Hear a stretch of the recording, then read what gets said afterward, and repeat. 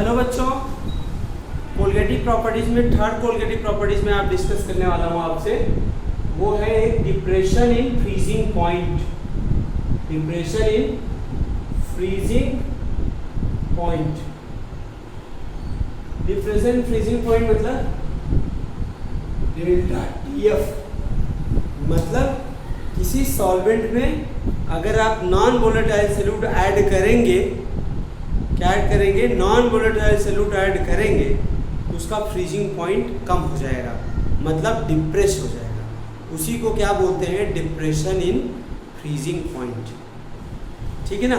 आपने देखा होगा कोल्ड कंट्रीज में या कोल्ड एरिया में, जैसे लेह लद्दाख में ठंडियों के सीजन में रोड पे बर्फ जमा हो जाती है। Ice covered road is completely covered with ice. तो उस आइस को हटाने के लिए क्या करते हैं? सॉल्ट उसको स्प्रेड करते हैं, फैलाते हैं, तो जिससे उस आइस का फ्रीजिंग पॉइंट कम हो जाता है और मेल्ट हो जाती है। दूसरा एक कार रेडिएटर होता है। कार रेडिएटर में पानी भरते हैं। कार रेडिएटर होता है, आगे देखा होगा, बोल देखेंगे उसमें पानी भरते हैं। उस पानी का काम क्या होता है? इंजन को कूल करता है। तो जो कोल्ड एरियाज होते हैं उसमें वो पानी जम जाता है, इंजन की स्टार्ट होने वगैरह में प्रॉब्लम आती है। तो वो पानी जमे ना, वो वाटर फ्रीज ना हो, तो उसमें कुछ एडिटिव मिला लेते हैं। एडिटिव जैसे इथाइलिन ग्लाइकॉल। इथाइलिन ग्लाइकॉल उसके फ्रीजिंग पॉइंट को डिप्रेस कर देता है। क्या कर देता है? उसके फ्रीजिंग पॉइंट को डिप्रेस कर देता है। तो जब आप कोई नॉन वोलेटाइल सॉल्यूट किसी सॉल्वेंट में ऐड करेंगे तो उसका फ्रीजिंग पॉइंट डिप्रेस कर देता है।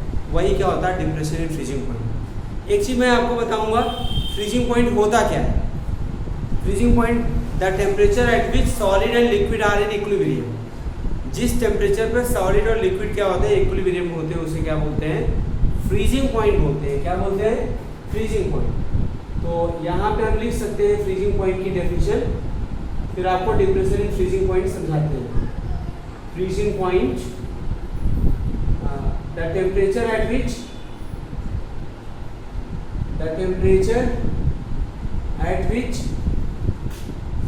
solid and liquid are in equilibrium. Solid and liquid are in equilibrium is known as freezing point. क्या बोलते हैं उसे? फ्रीजिंग पॉइंट बोलते हैं। समझ आया? क्लियर हुआ? तो आप डिप्रेशन फ्रीजिंग पॉइंट को समझते हैं ग्राफ से। ग्राफ पे क्या लेते हैं बच्चे? टेम्परेचर लेते हैं। क्या लेते हैं? टेम्परेचर। इस पर क्या लेते हैं? वेपर प्रेशर लेते हैं। ये बताइए, जब किसी लिक्विड का, किसी सॉल्वेंट का या सॉल्यूशन का आप जो है टेम्परेचर डिक्रीज करेंगे, इधर आ रहे हैं तो क्या हो रहा है? टेम्परेचर डिक्रीज हो रहा है। उसका फ्रीजिंग पॉइंट, इसका फ्रीजिंग पॉइंट क्या होगा? डिक्रीज होगा। ये आपका क्या है? सॉल्वेंट है। आपका क्या है? Solvent. T0F freezing point of solvent. ये फ्रोजन स्टेट है। अगर A B O से A के बीच में अगर कोई भी लिक्विड या सोल्यूशन उसको टच करता है, इसका मतलब वो क्या होगा? फ्रीज हो गया। तो देखो एक सॉल्वेंट था, A पॉइंट को टच कर दिया तो क्या होगा? फ्रीज हो गया। तो ये फ्रीजिंग पॉइंट ऑफ क्या होगा? सॉल्वेंट हो गया। अच्छा बताओ बेटा, सोल्यूशन, नॉन वोलेटाइल सोल्यूशन, ये आपका सोल्यूशन है। Vapour pressure of solution lesser than क्या होगा? सॉल्वेंट।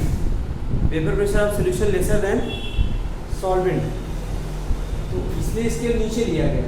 और देखो ये जाके सी पॉइंट पर, किस पॉइंट पर? सी पॉइंट पर क्या हो रहा है? टच कर रहा है इसको, तो इसका मतलब इस पॉइंट पर ये सोल्यूशन फ्रीज हो गया। तो इसे क्या बोलेंगे? Freezing point of solution. तो मैं आपको एक चीज बताऊं, टीएफ जो है वो क्या है? This is the freezing point of solution. TF T not F क्या है? freezing point of solvent, freezing point of solvent.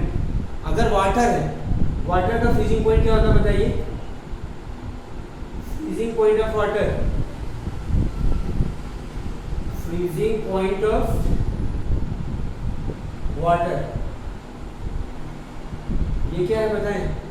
ये 0 डिग्री सेल्सियस, या क्या होता है? इसका काम लग सकता है। ओके ये अच्छा, मुझे ये बताओ यहाँ से यहाँ तक फ्रीजिंग पॉइंट क्या है? यहाँ से यहाँ तक की डिस्टेंस क्या है? T0F के। और यहाँ से यहाँ तक क्या है? T0F है। यहाँ से यहाँ तक क्या होगा जरा बताइए? देखिए यहाँ से यहाँ तक T0F है, यहाँ से यहाँ तक क्या है डिस्टेंस TF है, तो यहाँ से यहाँ तक क्या होगा बताइए? बताइए T0F माइनस TF, माइनस क्या होगा? TF, और ये किसके होता है? डेल्टा TF के। किसके इक्वल होता है? डेल्टा TF के। The difference in the freezing point of solvent and freezing point of solution is known as depression in freezing point. It is a definition. The difference in the freezing point of solvent, freezing point of solvent and solution called depression in freezing point, called depression in freezing point. This is the definition, very important. ठीक है ना? किसी solvent में जब solute add कर देते हैं तो उसका फ्रीजिंग पॉइंट कम हो जाता है, उसी को क्या बोलते हैं? Depression in freezing point. अब दूसरा point,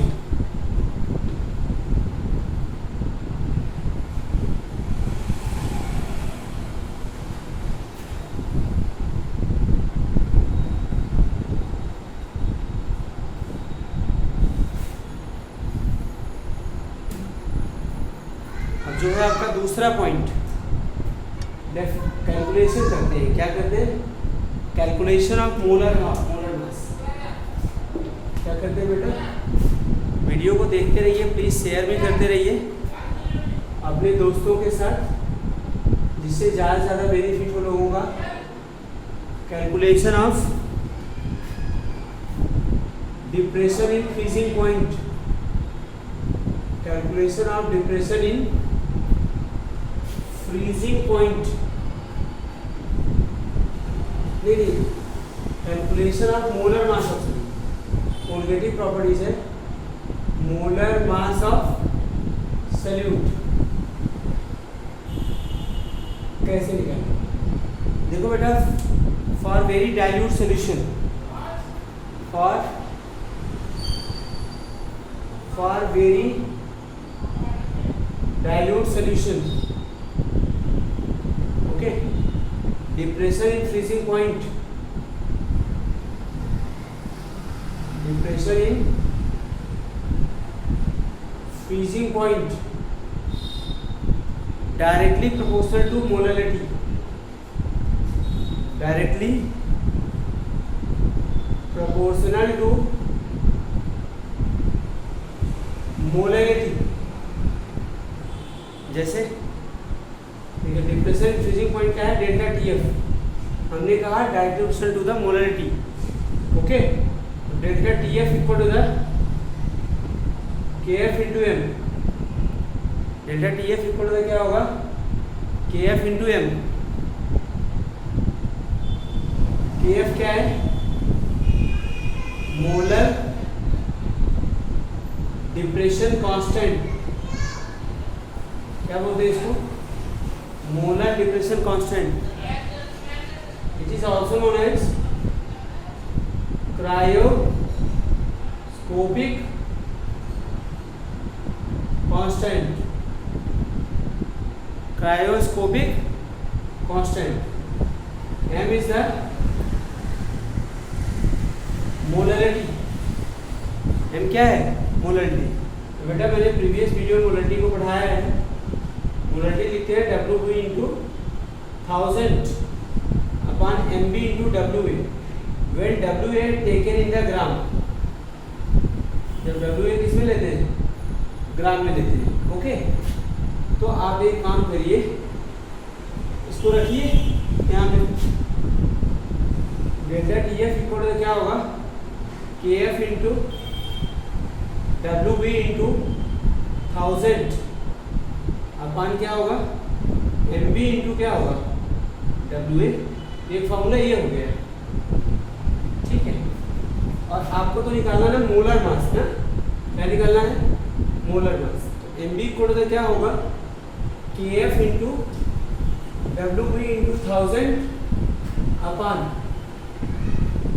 delta TF into WA।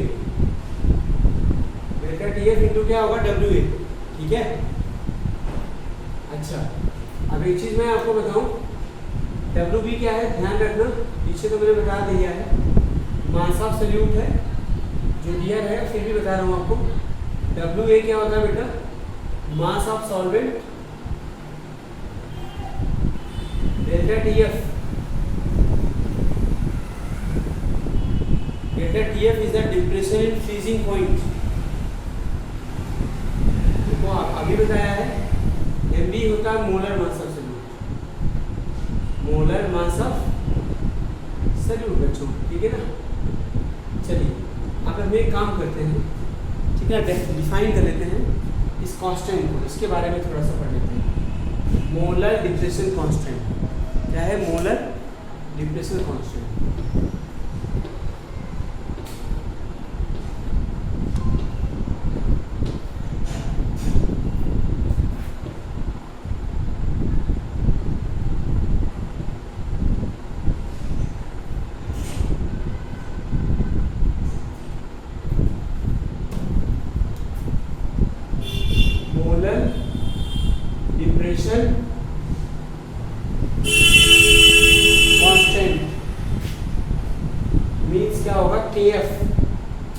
Background noise है क्योंकि मेरी जो क्लासेस है ये ऑन रोड ही है, तो कभी कभी कुछ लोग होते हैं जानबूझ के यहाँ पे आके करते हैं, करने दीजिए, कोई बात नहीं। आप थोड़ा सा आपका आज सोचते हैं कि आज हमारी वीडियो का बैकग्राउंड यही है, एंजॉय इट, ओके।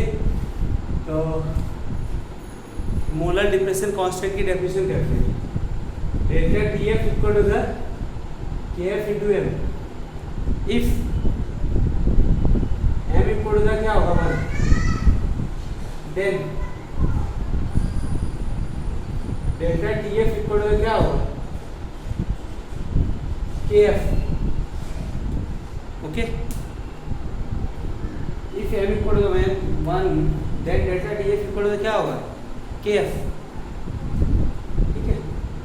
इसकी डेफिनेशन क्या होगी, molar depression constant, molar depression constant बना लो, देखो रटना नहीं है, is equal to, is equal है इसके, is equal to depression in freezing point, depression in freezing point when molality of solution, when molality of solution taken unity,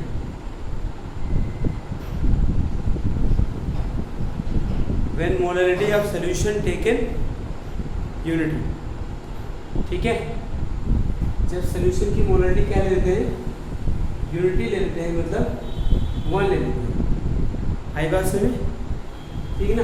अच्छा, ये डेफिनेशन बहुत पूछी जाती है। अच्छा, यूनिट ऑफ KF क्या करते हैं, यूनिट ऑफ KF पढ़ लेते हैं, ठीक है। देखो KF इक्वल टू क्या होगा, इस फार्मूले से डेल्टा TF अपॉन क्या होगा, M। बच्चों आपको पता है ये केल्विन, इसकी यूनिट क्या होती है, केल्विन, और इसका क्या होता है, मोल पर केजी। तो केल्विन किलोग्राम मोल इनवर्स, कभी कभी केल्विन की जगह degree Celsius kilogram mole inverse भी लेते हैं। प्लीज यूनिट ध्यान रखना। अच्छा, एक चीज और बताएं, द वैल्यू ऑफ के एफ, द वैल्यू ऑफ के F depend on the nature of solvent. The value of Kf depend on the nature of solvent. Solvent के nature पर depend, ठीक है ना। The value of Kf depend on the nature of solvent, ठीक है। मतलब different solvent के लिए डिफरेंट होता है। तो अगर सॉल्व करने की जरूरत पड़े तो कैसे सॉल्व करेंगे, निकालना पड़ेगा। तो Kf इक्वल टू क्या होगा, R into T naught F square into M A upon क्या होगा 1000 इंटू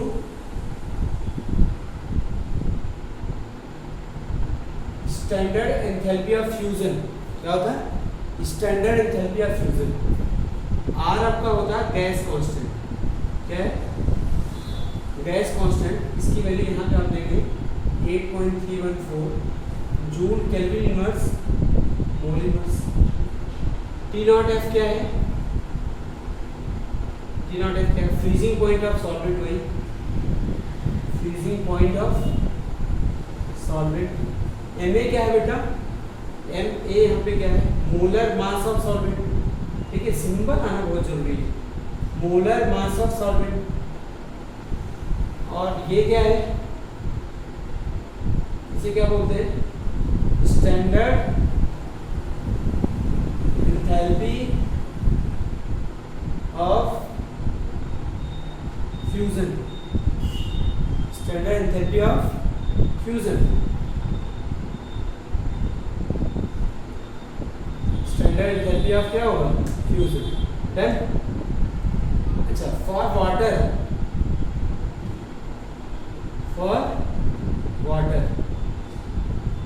Kf इक्वल टू क्या होगा 1.86 kelvin kilogram mole inverse.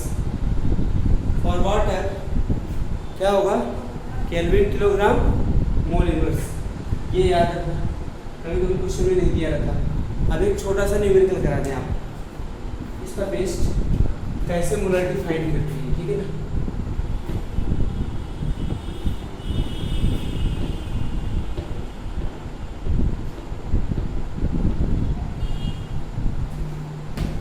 Question है बेटा, 15 gram of non volatile solute added to 250 gram of water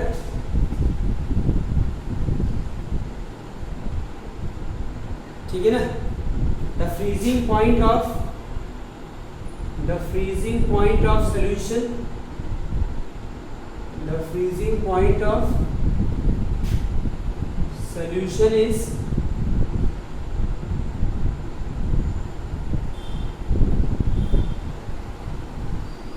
271.30 Kelvin. Okay, calculate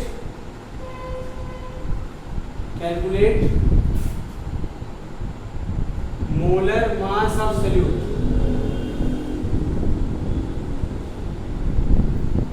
calculate molar mass of solute। क्या होता है, calculate molar mass of solute. Given है